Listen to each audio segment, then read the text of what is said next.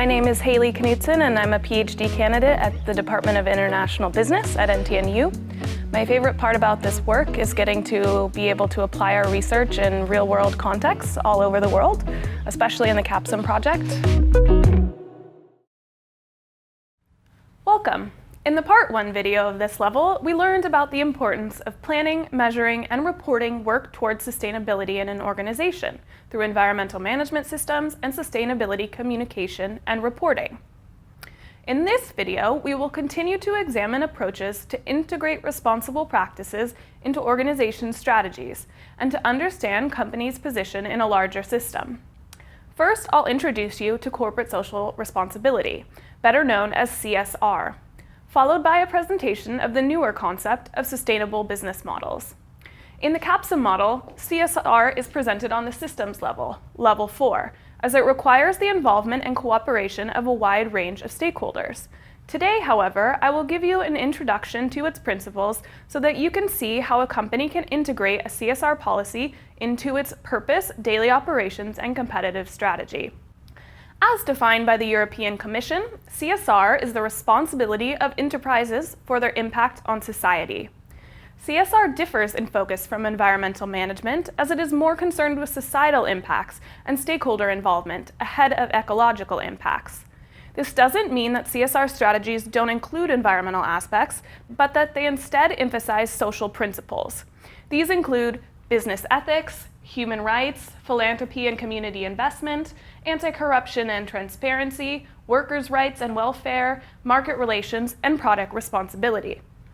Implementing a CSR strategy is voluntary and goes beyond any legal and regulatory requirements imposed on the firm. CSR also considers the needs and interests of all stakeholders and takes responsibility for its externalities, or the side effects of doing business, whether positive or negative. Generally, there are two types of companies: firms with defensive CSR strategies to protect them from backlash from customers and other stakeholders. Their CSR policy is more of a response to societal needs and wants.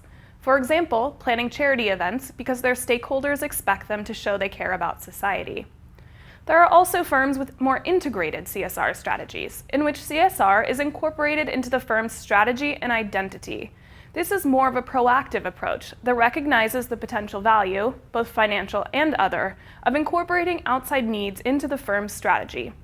An integrated CSR approach may include community development and education programs that improve employee motivation and train their future workforce. The difference in these firms is in how their strategies are implemented and monitored. Like in an environmental management system, CSR is a way for a company to operationalize, embed, and follow up on sustainability aspects within the organization. A continuous improvement model, like Plan, Do, Check, Act, should also be applied to setting up and maintaining a CSR policy. In this figure, we see 4 reiterating parts. The first step is CSR planning, in which the company builds competence of CSR in its organization and defines CSR within its context. The next step is CSR analysis, in which the company should identify stakeholder expectations and relevant CSR aspects across its value chain. Next is a CSR plan of action, when the company establishes its internal strategy and goals for CSR. Finally is the step of CSR implementation, when the company follows up on its action plans, measures its progress, and makes plans for future improvement. CSR is likely to bring positive effects to company image and reputation and to employee motivation, retention, and recruitment. In addition, a systematically implemented CSR strategy can create cost savings through increased efficiency and revenue increases from higher sales and market share due to the attractiveness of the company. CSR can also help companies avoid and minimize risks and react to the needs of society. And now, onto sustainable business models, a relatively new concept that spans fields of organizational strategy, corporate sustainability, and systems transitions. Sustainable business models are not a specific management system, but are instead related to the value creation process of an organization. Sustainable business models present an opportunity to affect larger societal and environmental change through the transformation of the value that guides the current market. They also provide a vehicle for firms to increase their own long-term value and competitiveness. Before discussing sustainable business models further, we must first understand the concept of business models in the traditional sense. Whether or not a company can explicitly define their business model when asked, each follows some logic to create and deliver value to its customers and to capture that value back into the organization. We can simply define a business model as a reflection of a company's strategy that explains how it creates and captures value. A business model can then be framed around three elements: the value proposition, value creation and delivery, and value capture. A company's value proposition is the product or service it provides to the customer to help them meet a need, do a job, or solve a problem more effectively, reliably, or conveniently, all at a given price. A company can describe its value proposition by answering the questions, who are our customers, and what product or service do we provide them? The value creation and delivery contains the combination of the company's unique resources, partners, and activities that are needed to get the product or service to its customers.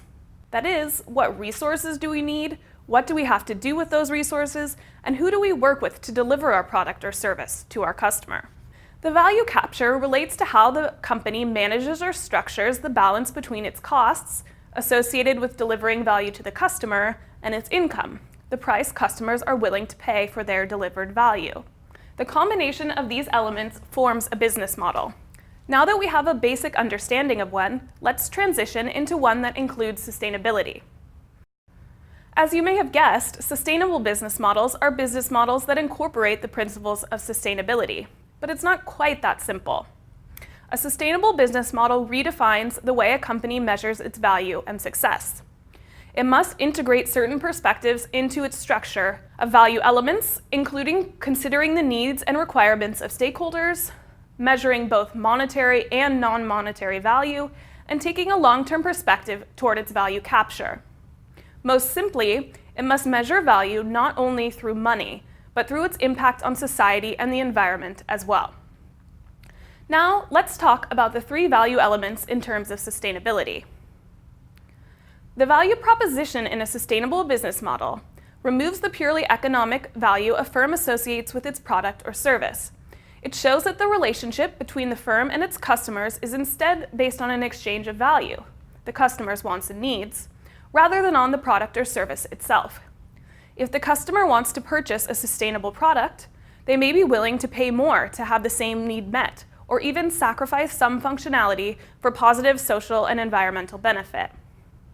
Drawing attention to its position in a larger system, value creation and delivery in a sustainable business model is based on sustainable supply chain processes that reduce ecologic and social pressure and consider the impacts on actors and environments across the product's life cycle and value chain.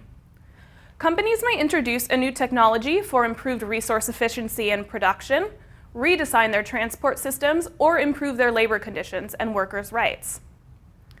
Sustainable value capture, therefore, recognizes the value awarded to the firm in performing across the triple bottom line of sustainability, and helps to balance the value the firm associates with social, environmental, and economic costs and benefits. Placing value on a reduction in resources or emissions, or on the benefit of creating community work programs, can then work its way into the firm's overall cost-benefit structure. By viewing its business model as a system of activities, a company can work to identify where and how change processes can be made. To better understand sustainable business models, let's look at a few in practice.